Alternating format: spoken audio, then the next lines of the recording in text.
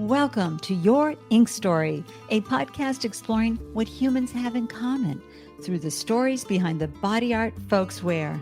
I'm your host, Ande Lyons, and I hope these INKspirational short stories, sharing the heart behind tattoos, fascinate you and leave you feeling more meaningfully connected to humanity.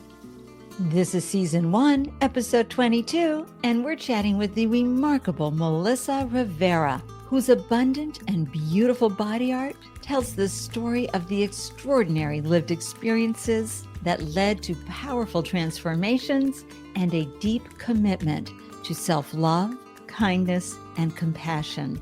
A Stage 2 breast cancer SurThriver, Melissa's tattoo stories are inked in art and empathy, and they will leave you feeling empowered and rejuvenated for your life journey.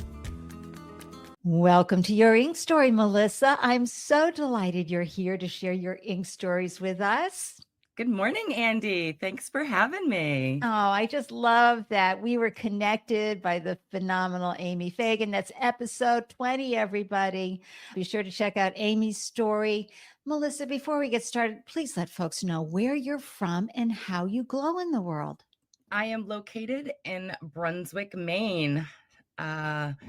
How I glow in the world, it has changed so much lately for me. I think the easiest way for me to define that is by showing up and making myself available to others. I'm no longer career focused, so I'm not going to label myself with any sort of title by the work that I might do for income generating activity, because I don't feel like that no longer defines me.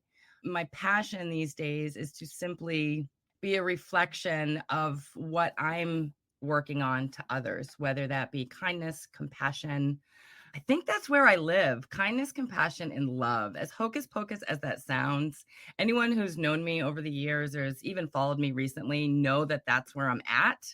So I just try to glow up 24/7, 365, wherever I am, whatever I'm doing. Excellent. And how did you transform and transition into this wonderful state of being?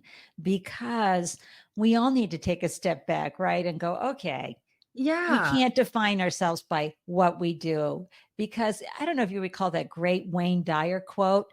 I have it on my wall right here. And it's that you are always a valuable, worthwhile human being, no matter what. That's just It's it. nothing to do with what you earn, what you do. It's because you decide that you're worthy. Yeah, he was right, because that is how it happened for me. I feel like I've had several careers in a really short period of time. And so after you kind of start checking the boxes, I wanted to do this, check, wanted to do that, check. I reached that point at 35. And so I then started searching, and it was just like, well, what else is there? Because I still felt unfulfilled, like you were saying. I got the titles, I got the accolades, but there was still emptiness inside. And so I had to figure out how to re-identify with myself. And that was just through myself and not a title or a career or a job. And that took a lot. I mean, that took years, and it really was my cancer diagnosis and the past year of having gone through cancer treatment that I feel really gave me permission to just be. And that was enough.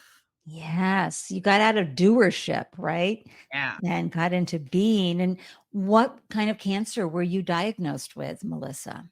Sure. I had stage 2 breast cancer that had spread to my lymph nodes. So I had a pretty aggressive cancer treatment plan that I just finished in April.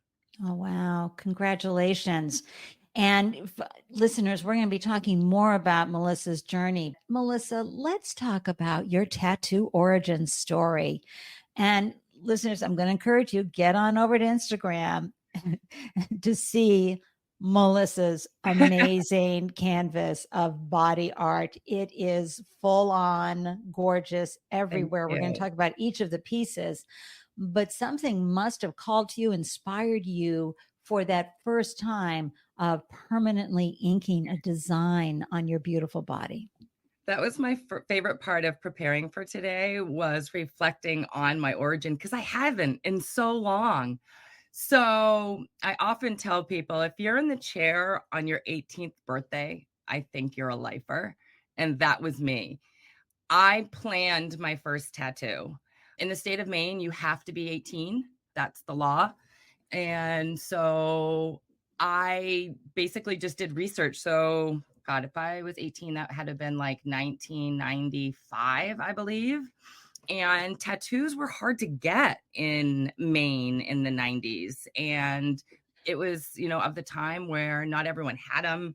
It was more like if you were in the military or prison, you had them. Well, Definitely. and I recently learned, Melissa, that it was illegal in New York City, I believe, until 95, or in It the was state of New illegal in York. your home state of Massachusetts until I 2000. What?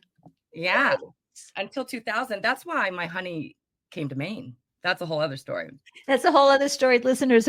Melissa's darling man, Ryan, actually has a tattoo studio. He's a tattoo artist. So you were 18 and you had the forethought to plan ahead. It wasn't like you were walking down the street and said, "Oh, No, I think I'd like to do that." I wanted it, and I wanted it bad before that. So I even had driven to Portland. This was before the internet, to just start asking around. And I found Portland Tattoo.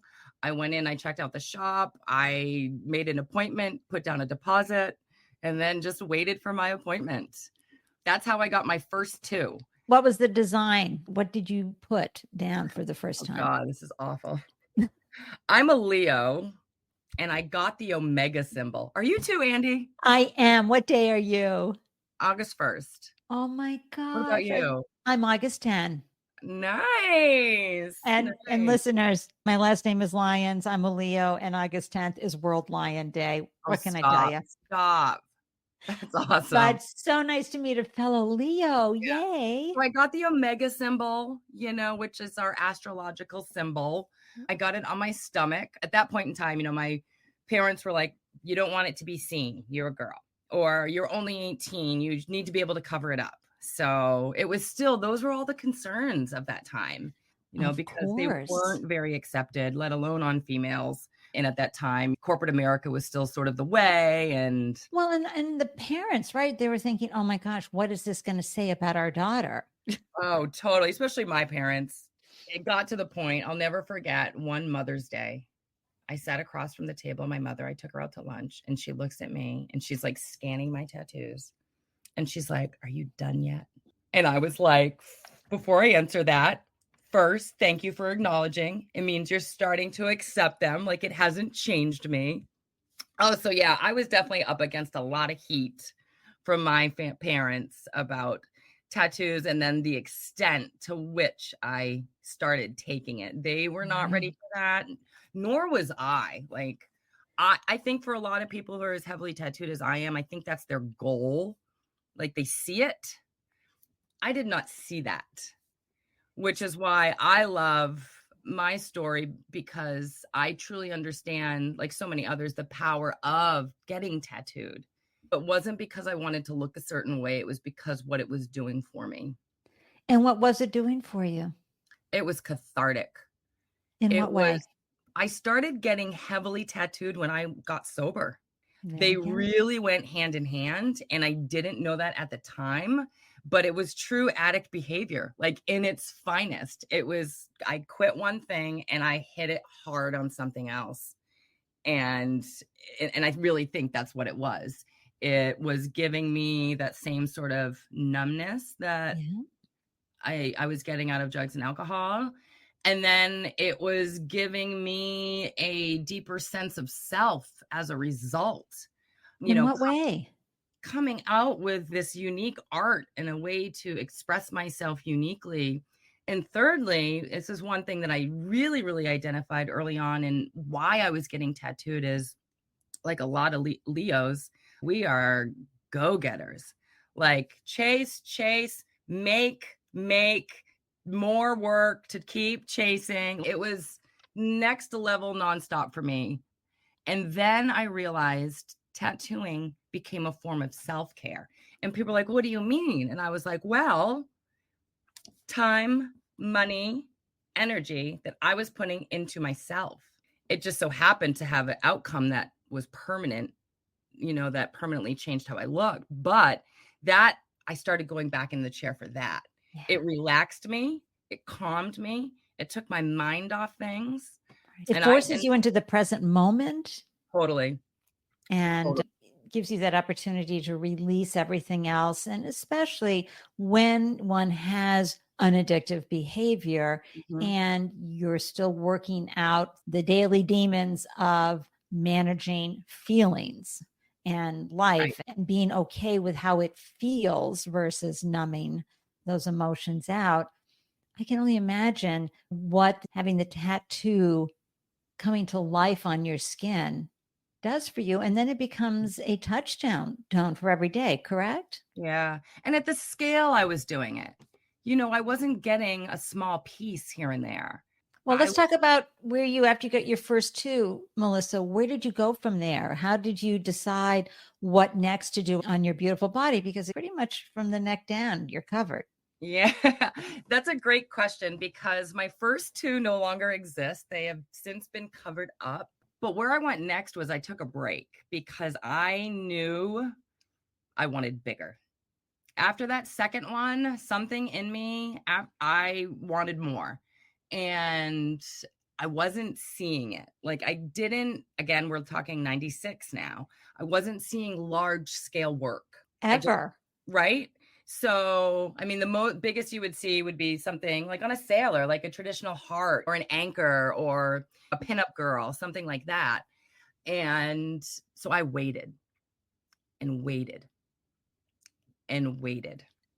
And how many years went by? Almost 10 years went by before I got my first big piece. And Ooh. once I got that piece, it really didn't stop after that. So I ended up dating a guy who was getting a sleeve. And I was like, oh my God. And that's how I found Sanctuary Tattoo. So I basically was like, where are you going? Who is doing that to your body? And that's when I said, okay, it's here in Portland now. So this was 2004, I guess, Mm-hmm. 2006, around, maybe 2006 is when I actually got the Gosh. first big piece. And how did you do your sleeve? Some people just piece by piece by piece up the sleeve. Some people know I'm starting at the wrist, I'm moving my way up, or I've got a whole piece mapped out and I'm going to come every 2 weeks, every 4 weeks and have you work on this until it's done. How did that unfold for you? Sure. So my second big piece was the start of my first sleeve. And I went into it only wanting a half sleeve. Like that's all. So I'm not creative, which is kind of funny. I'm very black and white. I'm a business brain, but I knew I wanted these flowers and they were in honor of my mother and my grandmother. And that's all I knew I wanted because I just wanted a big piece. And I was like, flowers are classic, they're timeless, they're beautiful. I won't be afraid to show it. Right. So boom. And with that was a hummingbird and some bees. Like I tied in my love for pollinators. And you Uh, worked with your artist so that they could help incorporate. Did they show you designs ahead of time? Did you get a stencil? What was it like so then? each artist's process is different. My particular artist, you email him the content you want. So I basically was like hummingbird, bees, lilies. And at that point in time, I didn't even give him any reference pictures. I trusted him to put it together because that was basically what I was advised to do. He's like, give me, And can uh, we give him a shout out? oh, that's Ryan. Oh my, loving the Ryan chair. was my tattoo artist friend first, tattoo artist second, boyfriend third, boss fourth, husband fifth. Oh my We've gosh, had quite the journey. what a beautiful love story. Thank you. About 20 years together now, I'd say, It's right? really spectacular. Yeah, we met in 2004, I believe, or Oh, 2005, right around then. Yeah. Melissa and Yeah. Ryan, if you're tuning in, congratulations. And listeners, I will have a picture of these two lovebirds in the Yeah. photo reel because seriously, you just get goosebumps and you just go, oh. Yeah. It's probably a story people didn't think we'd make it, just Oh, I getting hear a together. Shania Twain song coming on. Yeah. And then working together like that usually doesn't fare well, Oh, but been we've been there, done working that. we've been doing it for 10 years now. And just this past weekend, we were talking about how to do it more at a deeper level with bigger goals and things. So yeah, Oh, we that continue is to so come together. wonderful. Yeah. Oh, that is such a beautiful story. I love that something fair. So you got the sleeve done. And now I have a photo of your back that you Mm. sent me. What the heck? That is like, there's so much beauty and vibration. And I feel there has to be some kind of message, or please talk about your back art. So that happened as a result of a cover up. That's a cover up, believe it or not. So I pioneered the tramp stamp circa 96. I pioneered that. Okay. What do you mean you pioneered that? One of the first to get it, guaranteed. Helped make it a thing. Are So you kidding? I had an Ankh, so it's the Egyptian cross, Mm-hmm. symbolizes life, tattooed in my low back. And it was like this big, but if I bent forward, it all of a sudden was this big, like Well, things and that, that's what it's for. I mean, and and listeners, again, it was like, this was 19-year-old Melissa wearing her little crop top in the 90s with her low jeans, wanting to show a little something, something. And so that was my little peeper out the back. That was my little perfect. peeper. So over time, I think I'd had both my sleeves done, my chest done, my armpits done. And I was one of my whole torso was getting covered. And I said, I think it's time. Like I never really wanted to cover up my first two. The only reason why I did was because of they didn't go with the other things I was getting. I was into this large scale work and it just didn't match. And Right. so I was negotiating working on my back. And I basically was like, that Ankh is throwing it all off. And to do a cover up, the new tattoo always has to be usually twice the size of the original. Why is So that? to pull off the cover up, To you pull it have off. to have enough real estate to distract the eye. Yeah. Part of it. And just to work the color and work the Yeah. magic, so to speak. And so now when I presented to this artist, this is not Ryan's piece, he drew me a piece that was about 2/3 my back. And at that point, we looked at each other, and I was pretty heavily tattooed at that point. And he goes, "You want to do the whole back?" And I said, it would probably just make sense that it's just this large piece that, I mean, and look at it. It's gorgeous. It's stunning. Melissa, tell listeners what is on your back for It's the body vast. art. It's so Yeah. gorgeous. It's all things Egyptian lore that I love. I just sort of took the original intent of that tattoo that was getting covered up and put it on steroids. I pulled the Eye of Ra and the scarab, just all the things that I love from the Egyptian history, the power, feminism, like Bast is a protector. There's just so much in that piece. It's all Bast. I think it's like her legs that she's sitting on, and she's on a jeweled throne, like a jeweled pedestal with runes and such. So beautiful and so feminine, and so I've got your back. Yeah, right. As right. far as good energy. She does. Like she's looking over me. I felt like it was one of the first pieces I put on myself for myself. Big pieces that I was putting on for me, because the flowers were representing mom, and the chest, family. I mean, a lot of meanings for others. Right. And listeners, if you haven't listened to episode 4 with Chris Shattuck, Army vet, recovering alcoholic, etc., the Egyptian gods and the Norse gods really were important for him on his large tattoos on his body to help him tap into that power. So there's another wonderful reason why tattoos can be so not just powerful, but empowering. Remind you to stay strong and help you tap into that inner strength. That is so fascinating. Again, listeners, hop on over to Instagram at Tell Me Your Ink Story and check out this beautiful artwork. Leave a message there and let us know how much you love Melissa's artwork as well. And so as you walk through your body right now and you look at all these beautiful pieces of artwork that you have, do you have a favorite? And I know it's like asking who's your favorite pet, right? But is there one that just really has helped you the most? My right leg, it's a full sleeve. It's a leg sleeve. The bottom portion, the shin, I actually think I sent you that picture. It's Buddha. Oh, That one is probably one of my favorites. I went on a spiritual journey to Southeast Asia in December of 2017 and was really touched with Buddhist lifestyle. And I feel like that's sort of my jam is just Buddhism is not a religion, it's a lifestyle. yeah. And the way they live, it's very parallel to how I live. I was really touched by the people and that trip and what it did for me in my own personal growth and development journey. And so I incorporated Buddha onto me. And basically, how I got that particular Buddha was I looked through all the pictures of Buddha statues I had taken after on that trip. I'd gone and meditated in so many different temples. And I just looked at, I said, which Buddha really speaks to me? And that's earth touching Buddha, which ironically, out of all the different postures of Buddha, this is the one I chose. And then when I researched what earth touching Buddha means, it was his moment of enlightenment. That was his moment of enlightenment. So it's divine. powerful to me. And the top of that leg is a dragon. And just what dragons sort of mythologically represent, their strength, their protectors, and all that. This leg sleeve, that leg itself, I've had a lot of surgeries on. So it was also a very cathartic. Why did you have surgeries on that leg? I'm a former athlete. And so I've had 2 reconstructive knee surgeries. I'm on my 3rd ACL on that leg.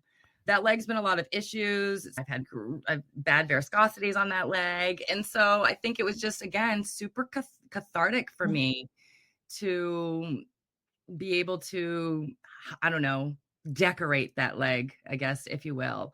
And the one thing I want to say about what that tattoo has done for me more than any other tattoo has helped me with growing up as an athlete. I got picked on a lot. When you're good, you're picked on. When you're better than boys, you're picked on. I got picked on for having an athletic figure my entire life, having developed thighs, athletic build. I didn't wear shorts for a long time. I was very self-conscious of my lower body specifically. Yeah. And so this tattoo, honestly, needed to be seen. And I have never worn shorts more in my life. So it has definitely given me confidence and has really helped me crush that and other work, any body dysmorphia that I had for a long time. So tattoos do have that power to really boost your confidence. They really do. We hear it in every episode, don't we, listeners? Every one of the guests sharing their tattoo stories will always focus on how they were boosted in life by their tattoo. So, Melissa, when you got diagnosed with breast cancer stage 2, did you have lumpectomies, mastectomies? Talk a little bit about the procedure and then how you have tattooed that area today. So I got a bilateral mastectomy as a result of my diagnosis. It was high risk, high growth. I genetically was predisposed. We did genetic testing. And so it was a no-brainer to get them both removed. I chose to have a flat closure. I did not get any reconstruction. I wanted reconstruction. I wanted my dream set. I was like barely a B and I was like, I'm going to get that nice full C. I'm going to get it. But my body was telling me no. In what way? How? It would physically clench on each chest panel when I was thinking about it. Every time I thought about it, it was just like this pressure from inside pushing out. And I was like, oh my God. And I would cry about it because I had like a small window of time to make this decision. I mean, obviously I can still go back and get it, but they were going to do it all at once. In fact, the plastic surgeon was booked, lined up. And as I was getting the results of my biopsy and the genetic testing, I said, I'm going to get both breasts removed. And I think I need to keep it that way. Just my body was saying no, and it felt like more problems down the road. Yeah. And my good friend, Chris Tryon, she gave me a statistic that really helped finalize my decision. She's also a breast cancer survivor. And she shared with me that she did some research and found a study about women who had gotten reconstruction. Would they do it again? And less than 10% said yes. Oh my gosh. because so many have had problems, or the stress that it gives them because they can't get a good mammogram, and am I going to get breast cancer again, or just the issues that they've run into, body rejecting them leaking, them Oh, no. hurting. I don't Yeah, want any of that too much responsibility, too much stress. for And me. I have a dear friend who went through this a year ago, and she is having such a good time running. She says, "Oh my gosh," I go, because she's a runner. She's like, "I'm out there now and I don't have to worry. Nothing's bouncing, nothing." She goes, Yeah, I feel free. there's some perks. For those who like to shop, new wardrobe, which I'm struggling with because I'm not a shopper, but things feel different, they fit different, they look different. So it's definitely, I'm still getting used to my new body. And here I am a little over a Yeah. year post-op. I think when Tig Notaro, is that how you say her last Yeah. name, the comedian, when she got hers done and she showed it in that wonderful show of hers, I think One Mississippi is what it was called. And she's standing there and she's going around with the t-shirts on and she just looks so darn comfortable. Did I tell you that? Oh, sorry about that. Oh, that's okay. We love dogs and cats and everybody in the show. It's good. I don't know if I told you that at this year's Boston Tattoo Convention, I actually put myself in a competition for best all over female. And so this is like something that a lot of the competitors, Yes. Mhm. they plan for the outfit, the makeup, the hair. And I was just kind of doing it more from, it was the breast cancer. I'm like, I need to be seen. I need to stand up for breast cancer and flat closure. And so I entered the contest. Long story short, entered the contest, get up to the stage, and I'm just wearing everyday clothes. I'd been working the convention with my honey. And I said, how much can I take off? I'm a breast cancer survivor. And I go, I need to show you. I've got something y'all need to see. And they were like, take it off. And so I'm like, boom. I just like go like that, rip my shirt off. And then I said, can I take my pants off? Because they don't realize how heavily tattooed I am. And they were like, as long as you have underwear on. And I said, okay. So I kicked my shoes off, dropped my pants, thinking, I hope I don't have my granny panties on. I'm like, I'm hoping I got on my nice CKs or something. And I did.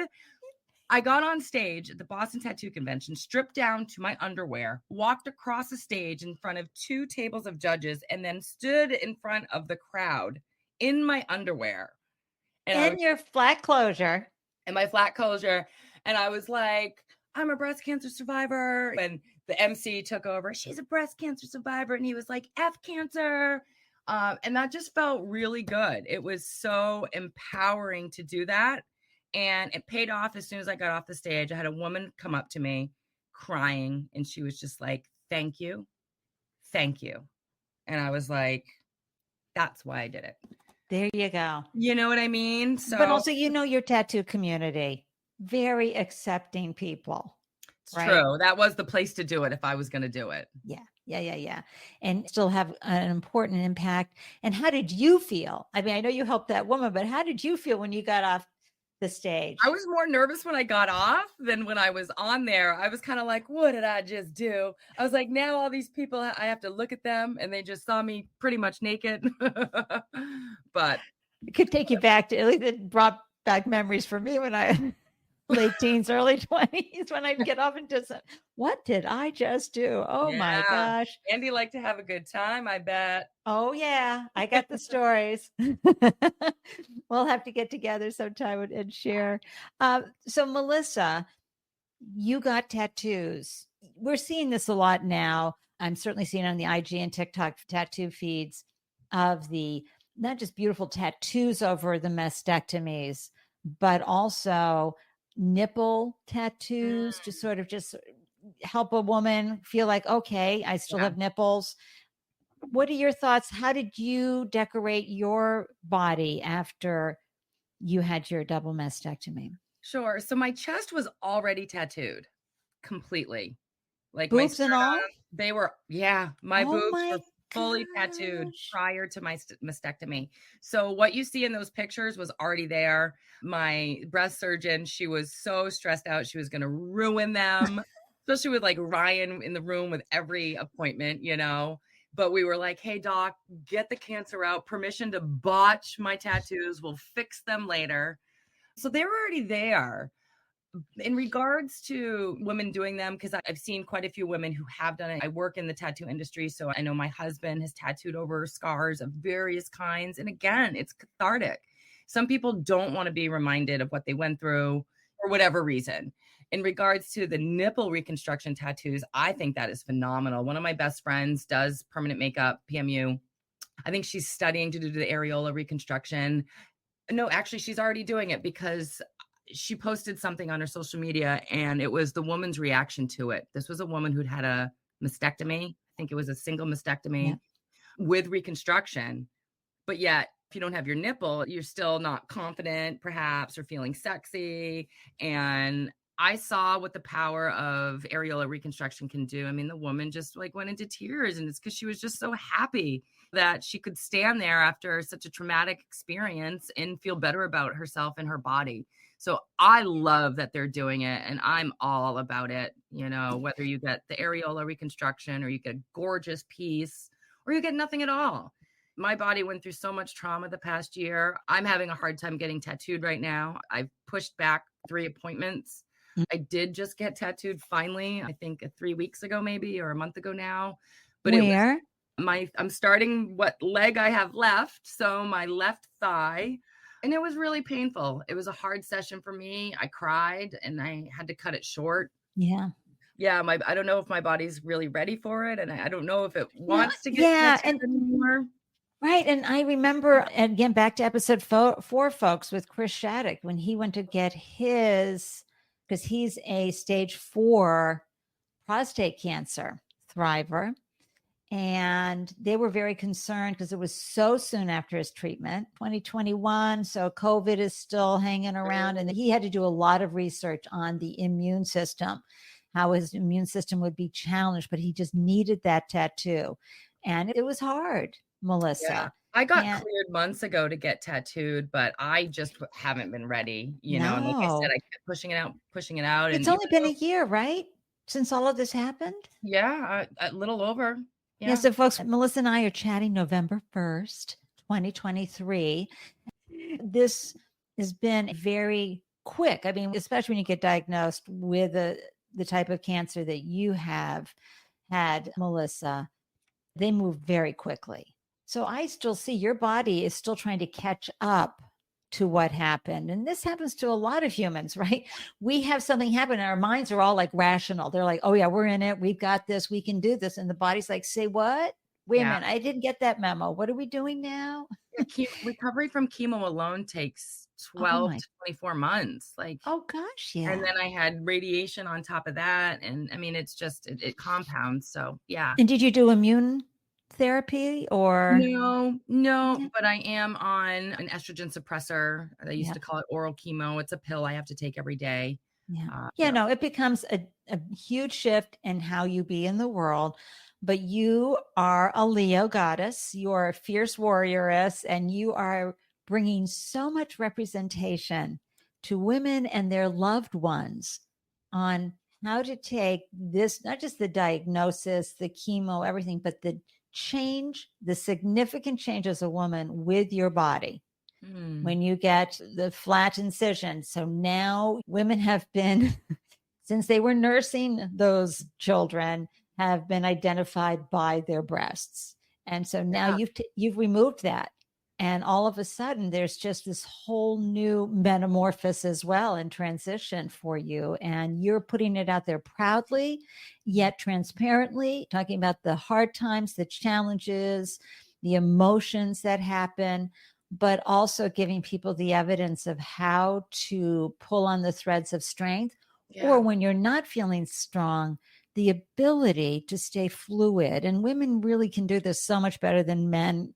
And that is our ability to be fluid with our emotions, to be able to be really sad and really scared and really mad, and then, take that and experience it and then still come out and say, Mm. okay, I felt those emotions and Yeah. now I'm going to be okay. So Well, thank you, Melissa. thanks for saying all that. You really captured, I think, my mission when I am on social media, because I think social media definitely highlights things too clean, Oh, too pretty, too perfect. And it's funny because I'm never trying to sugarcoat my experience, but I do notice that sometimes I come across as super brave and courageous. And I will tell you that popping the top in Mexico and stepping out in the world as a flat woman with absolutely no breasts definitely is challenging. Yeah. I did those things, but I did them with